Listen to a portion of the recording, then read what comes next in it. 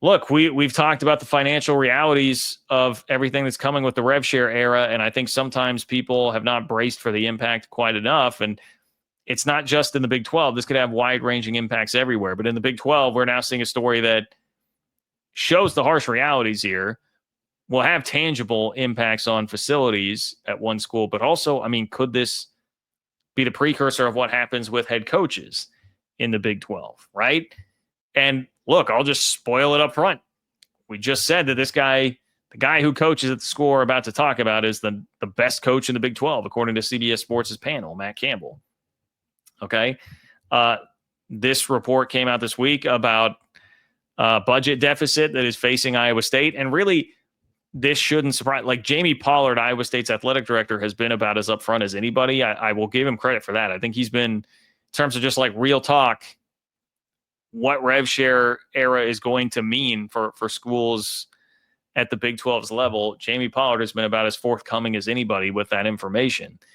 And because there was a piece not a piece, it was a YouTube interview the other day that I talked about on this channel where he said, like, look, we've either got to get a subsidy from the university, increase student fees, and he listed off some examples. Virginia Tech, I believe, had done the latter. Iowa does the former.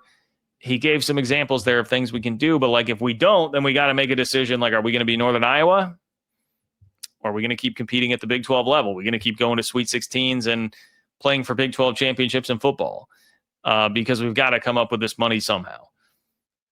So this really should not be surprising that we're then seeing this follow. Like Jamie Pollard is obviously very aware of what's going on here. But Iowa State is facing a $147 million budget deficit through 2031, or just under $25 million annually over the next 6 years. And so in order to do that, they are going to indefinitely postpone construction of a new wrestling practice facility and a $25 million Hilton Coliseum renovation. One of the things that is so painfully obvious in this new world of college football or college sports that we're in, this revshare world, is that like so much money is needed to fund these rosters. And we'll see what's going to happen with the collectives and fair market value and all that. But you need so much damn money just to pay the table stakes, to be in the game, to just be at the poker table and not even guarantee yourself any level of success, that the facilities arms race is going to change dramatically. Like Texas Tech, schools like Texas Tech that have all this unlimited money, one of the places that they can benefit the most probably is to build great facilities, which Texas Tech has right now. Nobody else is going to have the money to do that because, like, hey, if it comes down to paying the players or getting a better facility, like, yeah, you got to pay the players. If for the players, it's like, well, I don't have the fanciest locker room in the world. I'm missing a couple of iPhone chargers. I don't have a USB-C charger in my locker, but I'm going to get paid more in NIL. Yeah, obviously that's going to matter more, right? The facility stuff will get cut. So I kind of wondered, like, when we'll start hearing about more of this type of impact. Like, it becomes way less important to get your facilities in order here when, first and foremost, man, you got to take care of the players' pockets.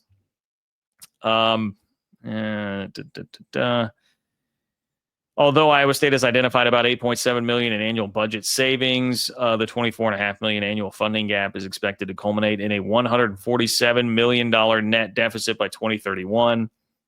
Here are some other things. So postponing the construction, we mentioned that. Iowa State is also no longer absorbing the cost of sales tax on tickets. So that's going to add $1.5 million that comes in. That'll obviously be passed on to the fans. They're going to have to pay for taxes on tickets.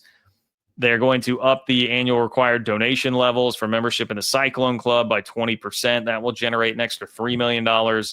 And they'll also mandate all sports and sport units cut costs and find savings to slow the growth of overall expenses. So going to be combing through everything else with more of a fine comb to try and find other ways to save money. That's what Iowa State is going to try and do. And look, if you think that there are not other places where this will happen, you are sorely mistaken. And that's a part of one of the things that I want to emphasize here. This is not like to pick on Iowa State. I think Jamie Pollard has been, like I said, more transparent about some of these things probably than most. And there will be lots of people in position to have to be making cuts like this, and all over the place. There are definitely people already thinking about like, well, what can we do in each department to cut here? What is expendable? I'm blanking on the guy's name. TCU, I think got. I'll be careful about not saying anything there. There was a staffer that I noticed at TCU that I believe had been let go this offseason that I wondered if that was one of these types of cuts. K-State and Iowa State are playing a game in Ireland that should be a K-State home game. They're taking a couple extra $1 million to go do that because money obviously is very tight. And one of the things I saw somebody, and it's long ago in the chat. I'm sorry for whoever it was. If it was you, remind me. I'll give you credit.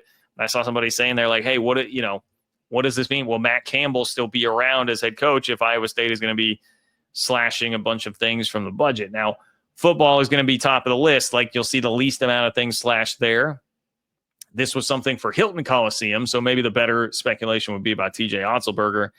But really, Iowa State, I think, is in a pretty good position with both coaches in terms of having an alum and a guy that's going to be very motivated to stay there in Matt Campbell in football. But if it does come down to support staff or whatever, could this be something that leads to Big 12 coaches being more likely to jump? I think it's at least something to monitor. I'll put it that way. I think it's at least something to monitor right now. Like, this is definitely on my radar. Could it get to a point where over time this accumulates enough and you'll have coaches starting to look around, not even because of like NIL stuff, but because of the resources for support staff, facilities, that type of thing? Will that be enough of a factor to drive change? We shall see. And will it be enough of a factor to drive change in terms of the Big 12 and private equity? I mean, that's another thing you got to think about with this. Like, I understand why people are averse to it. I understand why, especially like university presidents would be averse to it. But if you start seeing stories like this come out and you're having to postpone facility projects that were on the books, then maybe that makes the reality real enough that there would be reconsideration on that front. We shall see. We shall see. Larry, this is good. And Alan, I'm going to get to your super chat in just a moment to close the show. But Larry said, Florida season ticket holder, we got hit with a ticket tax on season tickets this year for the first time. It all adds up. Yep, it does. I'm sure you'll start seeing a lot of things like that. I can share our good old Discord. If you're a K-State fan, patreon.com/3maw to hop on the Discord. There's been a debate on our Discord about like K-State and like the light shows that you see. And my guy Cole, I believe, had quoted the cost of that at like $3 million or something. And fans are like, why can't we just pay that and get the cool light show? It's like, well, guys, would you rather keep Avery Johnson and Dylan Edwards around, or would you rather have a cool light show? And I know that's not exactly like one-to-one how that would work, but it's kind of the idea.